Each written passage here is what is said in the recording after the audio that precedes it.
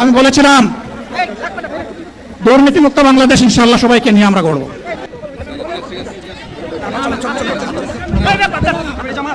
জামাতে ইসলামী যদি আল্লাহর ইচ্ছা এবং জনগণের ভালোবাসায় বাংলাদেশের মানুষের সেবা করার সুযোগ পায়, তাহলে মালিক হবে না, সেবক হবে ইনশাআল্লাহ।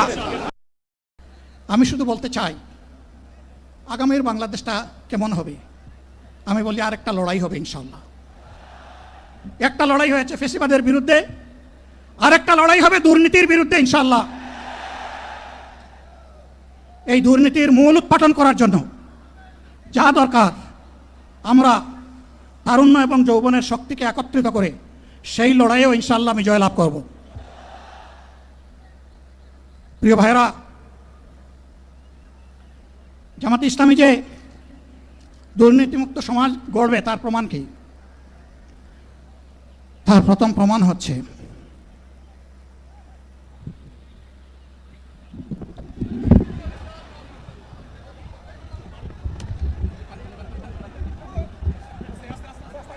আপনারা অবস্থান করুন যার যে জায়গায়। আপনাদের সবকিছু দেখার সঙ্গে স্থান পরিবর্তন করবেন না, সবাই জায়গায় থাকেন। সবাই তার নিজ নিজ জায়গায় অবস্থান গ্রহণ করেন। সবাই তার নিজ নিজ জায়গায় অবস্থান গ্রহণ করেন। আপনারা নিজ নিজ জায়গায় থাকুন, প্রয়োজনীয় দিক নির্দেশনা দেওয়া হবে।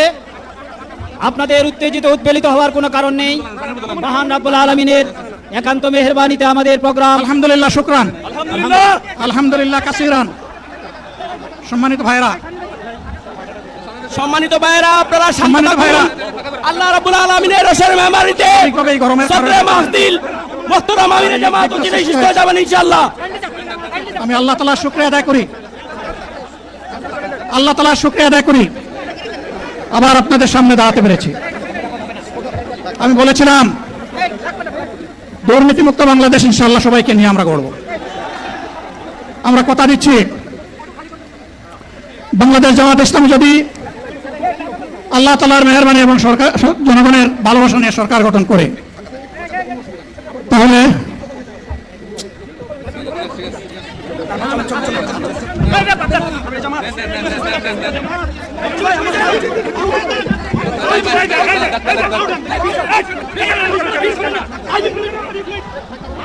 আপনারা নিজ নিজ জায়গায় অবস্থান করুন। আমাদের স্বেচ্ছাসেবকগণ আছেন, সংশ্লিষ্ট বিভাগের দায়িত্বশীলরা আছেন, তারা প্রয়োজনীয় ব্যবস্থা নেবেন। কারো মাইকের সামনে আসার দরকার নেই।